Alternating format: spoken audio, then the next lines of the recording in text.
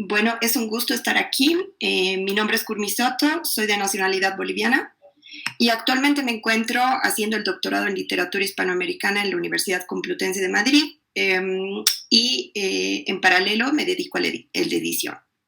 Hoy les quería hablar de la edición en Bolivia, más bien en bastante diálogo con la intervención de Sara, que nos daba un breve mapeo de la edición en Centroamérica. Notaba que para muchos casos, como Guatemala, Salvador, se contaba con un material disperso y muy poco conocido. Y yo creo que en este caso, en el caso boliviano, y era un poco lo que también introducía Pura al principio, pues bueno, nosotros no tenemos una historia de la edición como tal. Y parte de este proyecto en el que estamos comenzando ahora trata de llenar esos vacíos y de proponer algún tipo de metodología. Entonces, básicamente, lo que yo quiero reflexionar es sobre, primero, una periodización. ¿Cómo podemos trabajar la edición en Bolivia? ¿Bajo qué conceptos?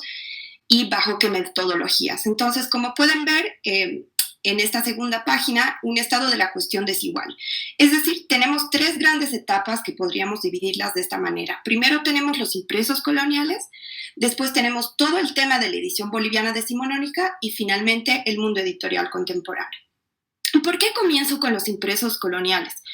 Porque toda esta parte ha sido la más trabajada y con la que contamos paradójicamente con un mayor número de herramientas y sobre todo bibliografía. El siguiente libro que les voy a mostrar en la siguiente página, que se llama Biblioteca Boliviana Antigua. En este libro, el autor, que es un historiador, Josep Barnadas, de origen catalán, pero afincado durante muchos años en Bolivia, nos propone un panorama sobre la cultura impresa entre 1534 y 1825. Nuestro territorio históricamente ha sido considerado en los márgenes de la tradición tipográfica. Es decir, a diferencia de polos tan fuertes como Lima o incluso Cusco, en el territorio charqueño, que ahora es Bolivia, no se ha contado con una imprenta. Y voy a volver sobre este tema un poco después porque es un largo debate historiográfico que también implica muchísima investigación. Pero básicamente lo que hace Josep Barnadas es desmontar este mito. Él propone que se considere la amplia producción sobre el antiguo territorio charqueño, actual Bolivia, desde otro panorama. Es decir, que a pesar de que no haya habido imprenta, se puede rastrear toda la producción libresca sobre charcas y de autores locales. Este trabajo, y lo pongo aquí, es del 2008, ha significado de alguna manera toda una larga vida de trabajo. Entonces, él murió al poco tiempo, el 2011, si no me equivoco, y esta es la culminación de una larga investigación en distintos archivos que él también señala y con las limitaciones que todos conocemos. Entonces, todo este mundo del impreso colonial merece una capita aparte, que me parece que ha sido perfectamente tratado por Barnadas, pero la cosa se vuelve un poco más complicada a partir de 1825. De hecho, Barnadas retoma el trabajo de otro gran bibliómano, que es Gabriel René Moreno. Gabriel René Moreno es de hecho el precursor de la Biblioteca Boliviana Antigua con su Biblioteca Boliviana Catálogo de la sección de libros y folletos.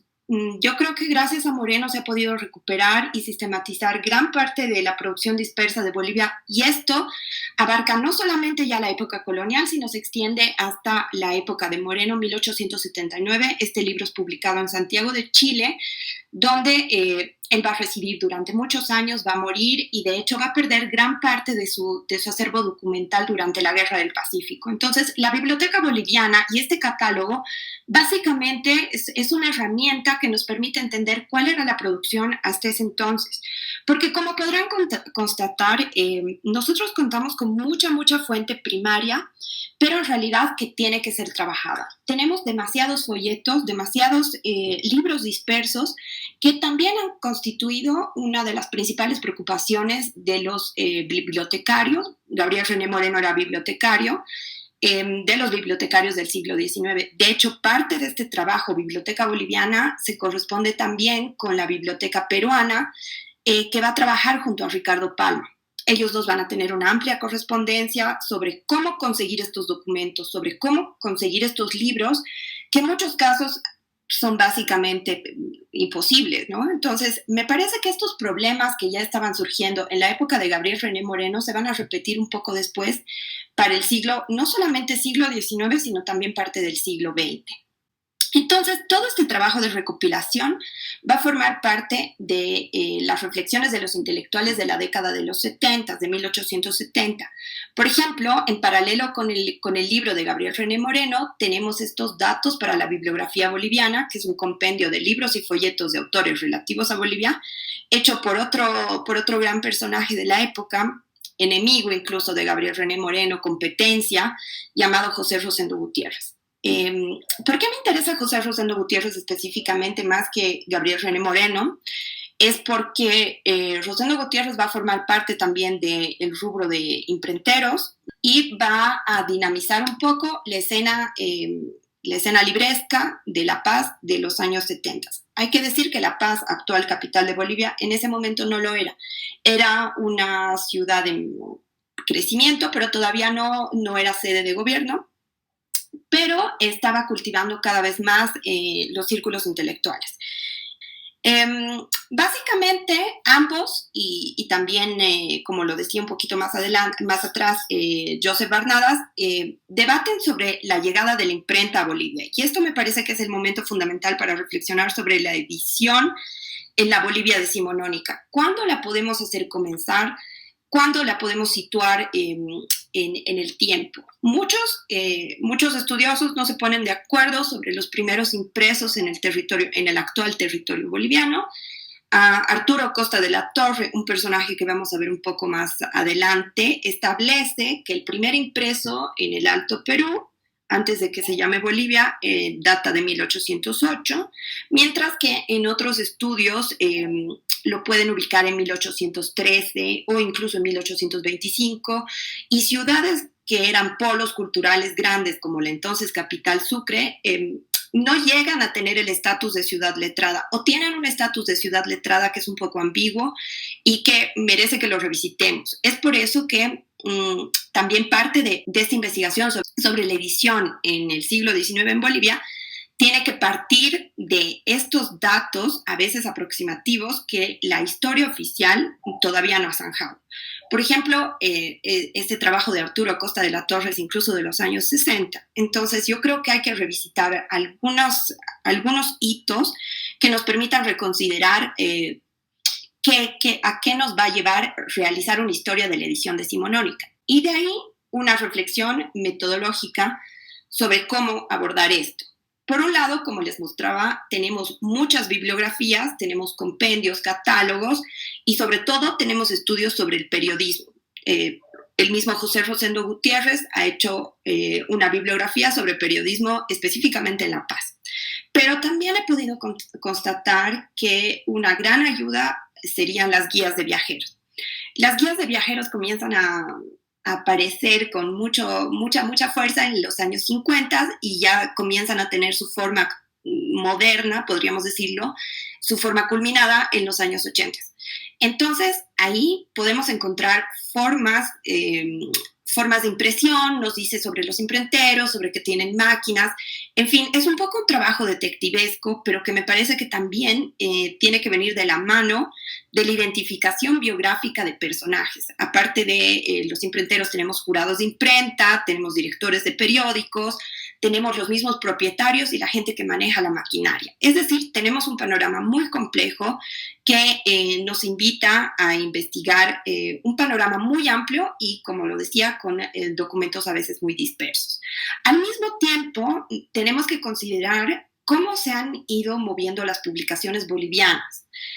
Como les decía, Barnadas plantea que la historia de la edición en Bolivia no se puede restringir al mero territorio geográfico boliviano, sino que tenemos que ponerlo en diálogo con producciones, no solamente, como los pongo aquí, no solamente tienen que ser producciones de grandes ciudades como Lima, Valparaíso, Buenos Aires, o incluso Santiago de Chile, donde iban los autores bolivianos a publicar sus libros, pero sino también París, que me parece que forma parte de una red también de intelectuales, de escritores, que van a tratar de publicar también ahí. Muchos de los libros de la generación de principios del siglo XX va a publicar en París libros que evidentemente no podían publicar y no podían difundir en Bolivia por cuestiones incluso técnicas, que me parece que también tienen que entrar dentro de la reflexión. ¿Cuánto se podía imprimir aquí? ¿Cuánto material, por ejemplo, visual, caricaturas tenemos?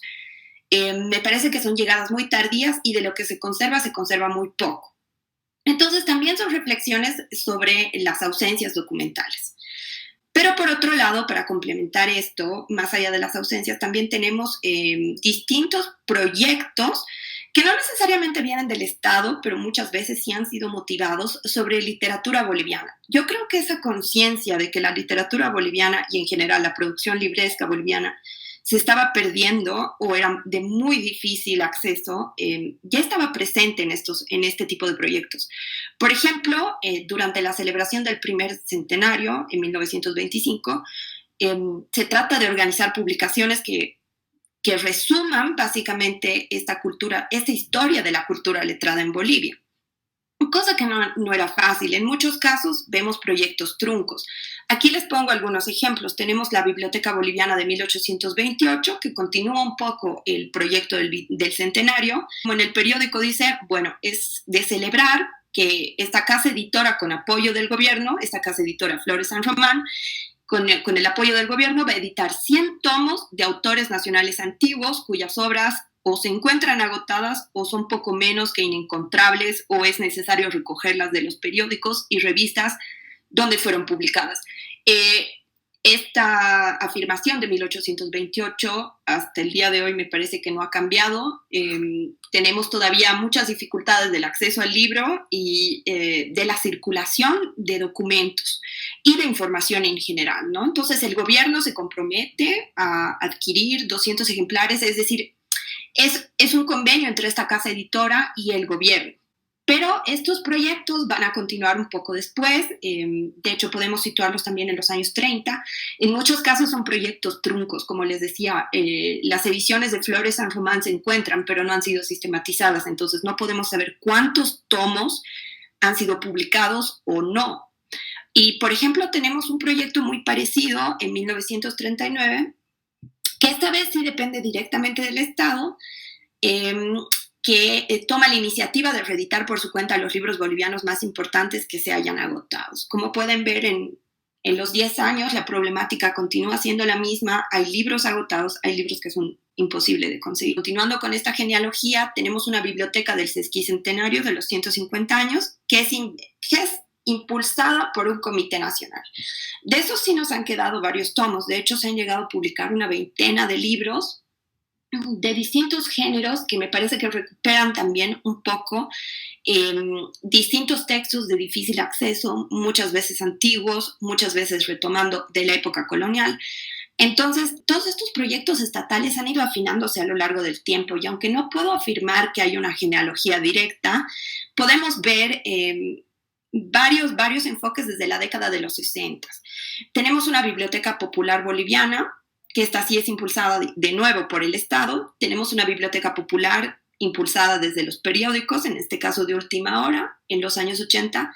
Y finalmente la Biblioteca del Bicentenario de Bolivia, que se inaugura el 2014-2015, que se propone en este caso hacer una empresa que es de diferente tamaño, que sobrepasa lo que se había propuesto en otros casos el Estado y que busca editar primero los 200 libros más importantes de la historia de Bolivia con miras a nuestro bicentenario.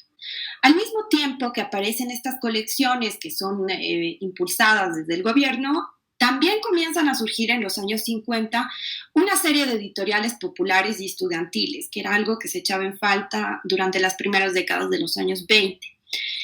Sobre todo me parece que el gran hito se da en la década de los 50 con la aparición de Los Amigos del Libro, promovido por un inmigrante polaco de nombre Werner Guttentag, que de hecho sería muy amigo con Joseph Barnadas, y ellos habrían de trabajar durante muchos años sobre la recuperación de esa cultura libresca, se habrían de interrogar sobre el trabajo de la edición, del editor, un poco de historia, pero en fin, nada sistemático.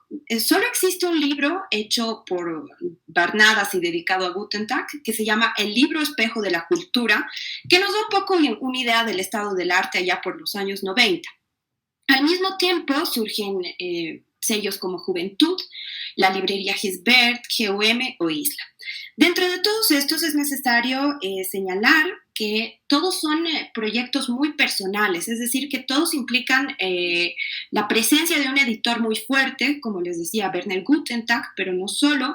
Por ejemplo, en el caso de la librería editorial Gisbert, esta está impulsada por dos historiadores muy famosos y particularmente preciados para nosotros en Bolivia, que son los esposos Teresa Gisbert y Carlos de Mesa. Conocidos también por su labor en la historia del arte, pero como parte de su promoción también de la cultura, fundaron una librería editorial que continúa funcionando hasta el día de hoy. El mismo caso con la editorial Isla. Hace unos minutos les hablaba de Antonio Paredes Candia, pues él es el impulsor. Antonio Paredes Candia va a hacer también un catálogo de publicaciones siguiendo la tradición de Gabriel René Moreno, de José Rosendo Gutiérrez y culminando en los años 60. Entonces tenemos muchas bibliografías dispersas, pero ha habido un definitivo boom editorial estas últimas décadas que también nos permite hacer un estado del arte de la edición actualmente. Y puedo decirles que la edición en Bolivia, a pesar de las vicisitudes que estamos viviendo, se encuentra en muy buena salud. Porque desde principios de los 2000, incluso un poco antes, desde los 90, han comenzado a surgir sellos editoriales que ya no necesariamente son populares, pero que pretenden ser de mayor difusión. Entre estos, vamos a poder ver algunos. Se encuentran Nuevo Milenio, Plural y la editorial 3600. Todos estos enfocados en literatura y en algunos casos, como en el de Plural, en ediciones académicas. Pero Plural, de nuevo, es la única que se ocupa de esto, puesto que el comercio de ediciones académicas es bastante estrecho, entonces, bueno. Pero las ediciones literarias sí que están en auge. Estos son los tres grandes sellos, pero también existen muchos más nuevos, dedicados a promover a los escritores jóvenes. Como pueden ver, tenemos cartoneras. Nuestra cartonera es muy longeva.